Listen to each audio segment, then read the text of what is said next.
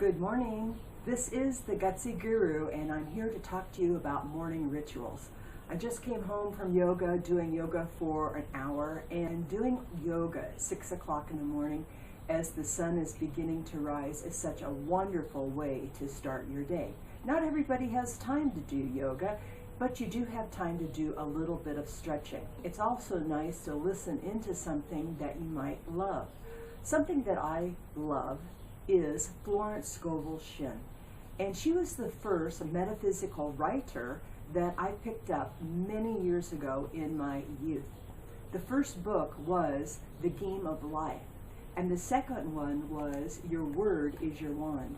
What I'm going to do for you to create a morning ritual for those of you that are very, very busy and you only have time to do a few yoga poses or stretches or just moving out your neck, your back, your hips.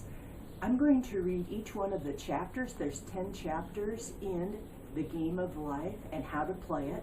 And each of the chapters is approximately 10 minutes long. And I will be using this card for all 10 chapters. So keep this in mind. And it says, my outer experience are a reflection of my internal conditions. I have to say this card reflects exactly what you're going to hear in this book, The Game of Life and How to Play It. And if you want to come over to my website, I have a small ebook that summarizes Your Word is Your Wand, because halfway between the head and the heart is your mouth. And how you use this makes a huge difference all day long. So have a good morning.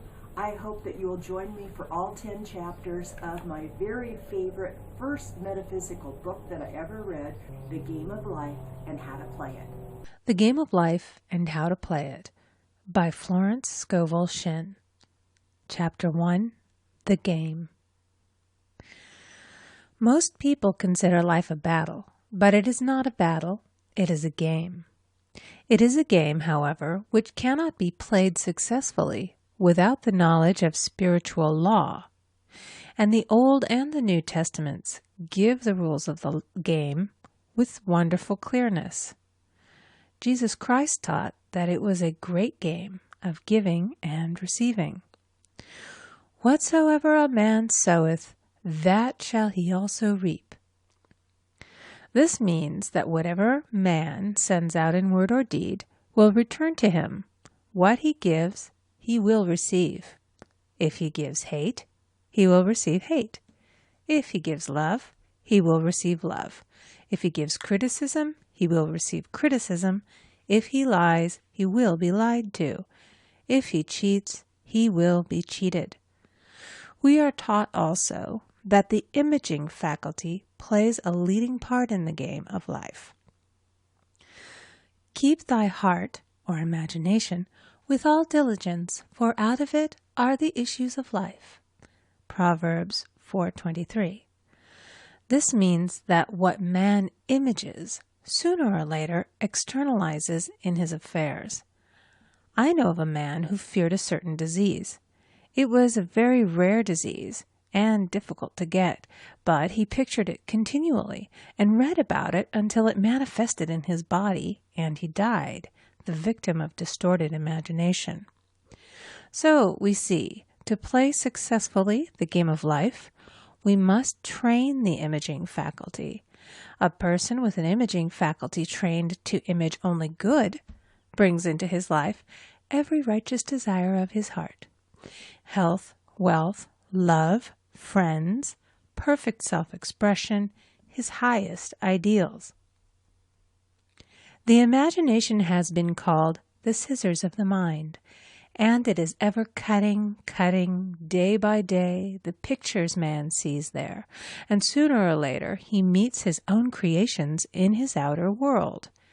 To train the imagination successfully, man must understand the workings of his mind. The Greeks said, know thyself. There are 3 departments of the mind, the subconscious, conscious, and superconscious. The subconscious is simply power without direction. It is like steam or electricity, and it does what it is directed to. It has no power of induction. Whatever man feels deeply or images clearly is impressed upon the subconscious mind and carried out in minutest detail. For example, a woman I know, when a child, always made believe she was a widow. She dressed up in black clothes and wore a long black veil, and people thought she was very clever and amusing.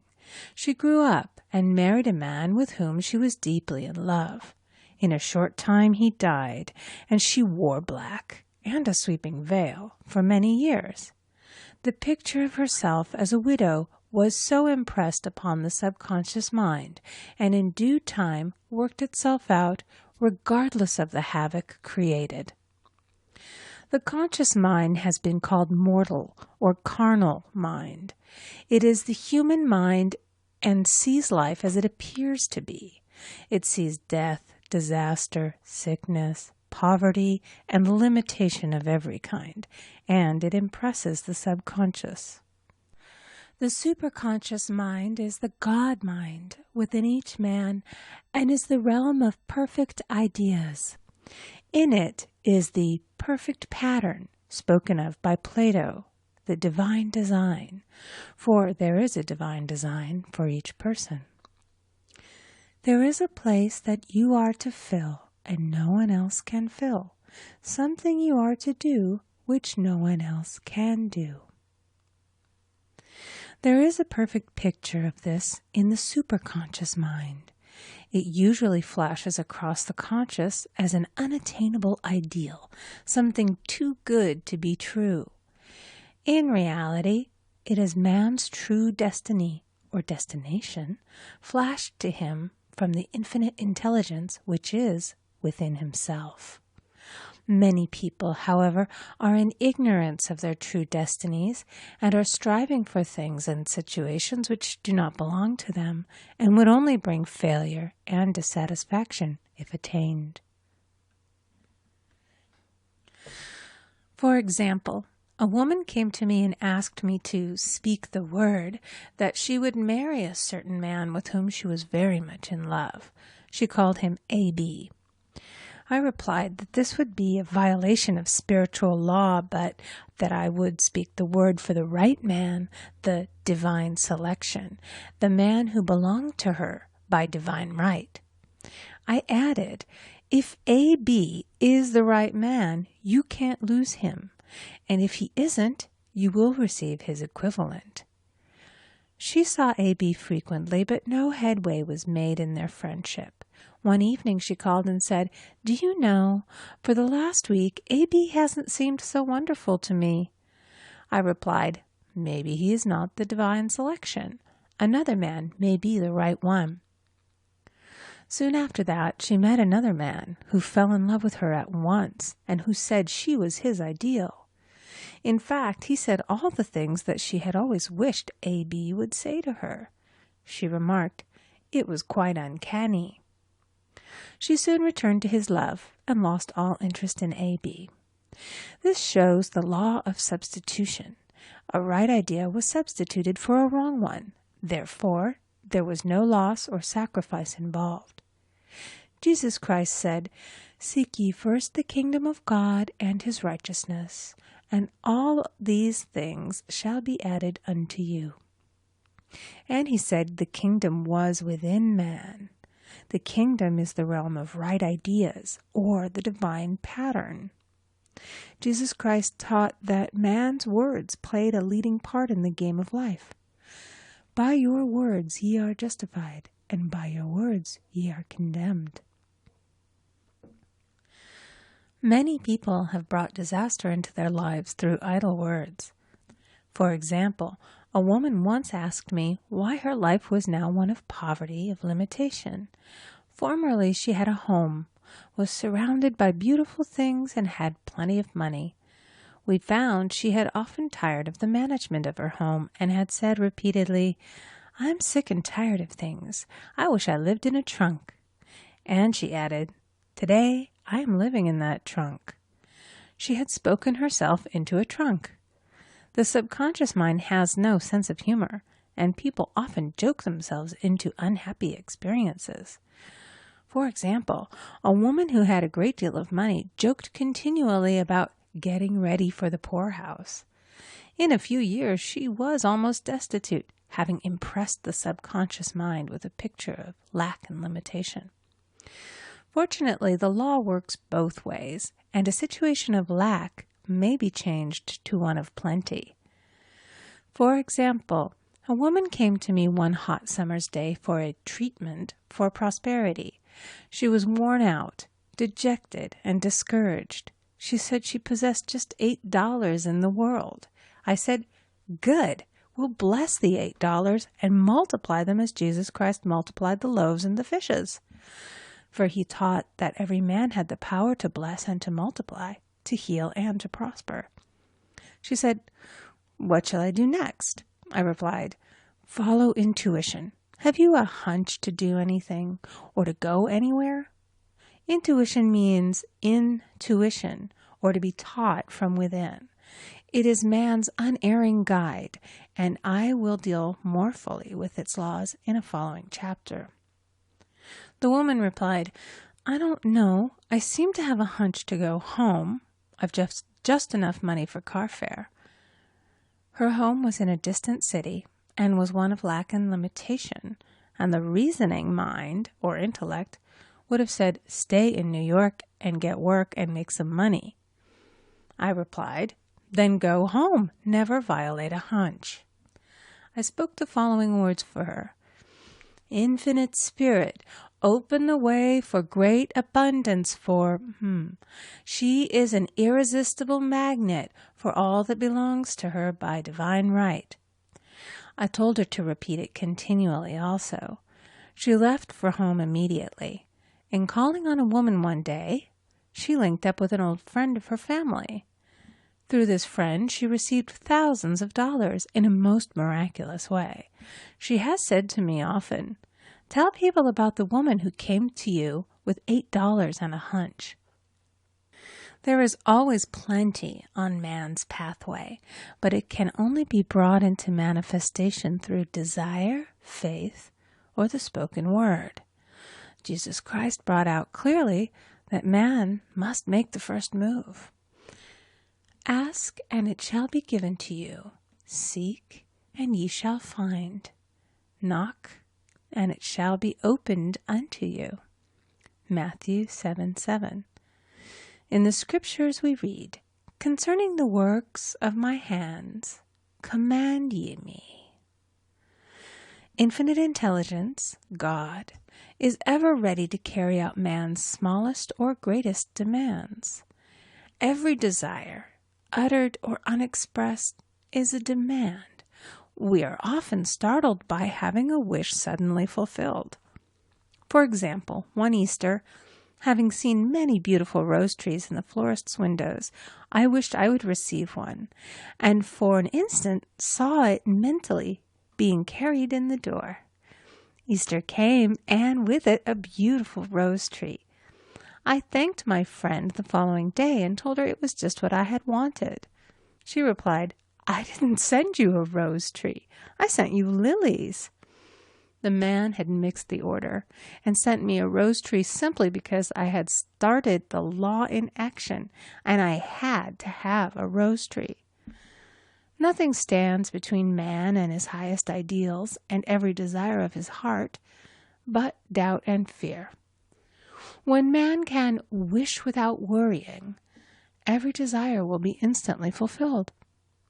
I will explain more fully in a following chapter the scientific reason for this and how fear must be erased from the consciousness. It is man's only enemy.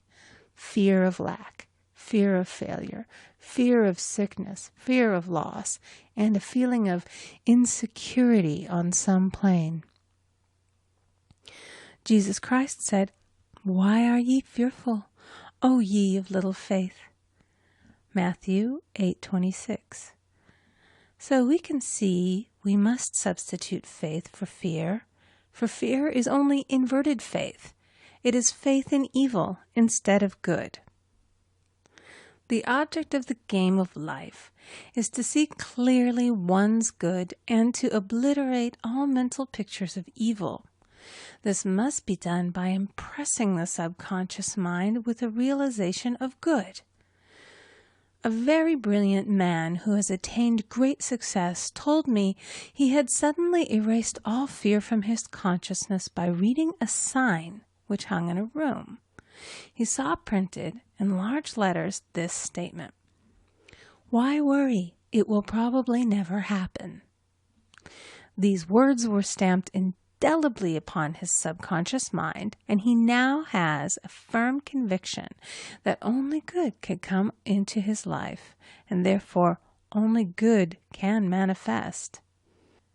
In the following chapter, I will deal with the different methods of impressing the subconscious mind. It is man's faithful servant, but one must be careful to give it the right orders. Man has ever a silent listener at his side, his subconscious mind. Every thought, every word is impressed upon it and carried out in amazing detail. It is like a singer making a record on the sensitive disc of the phonographic plate. Every note and tone of the singer's voice is registered. If he coughs or hesitates, it is registered also. So let us break all the old bad records in the subconscious mind, the records of our lives which we do not wish to keep, and make new and beautiful ones. Speak these words aloud with power and conviction. I now smash and demolish by my spoken word every untrue record in my subconscious mind. They shall return to the dust heap of their native nothingness, for they came from my own vain imaginings. I now make my perfect records through the Christ within, the records of health, wealth, love, and perfect self-expression. This is the square of life, the game completed. In the following chapters, I will show how man can change his conditions by changing his words. Any man who does not know the power of the word is behind the times. Death and life are in the power of the tongue. Proverbs 18:21.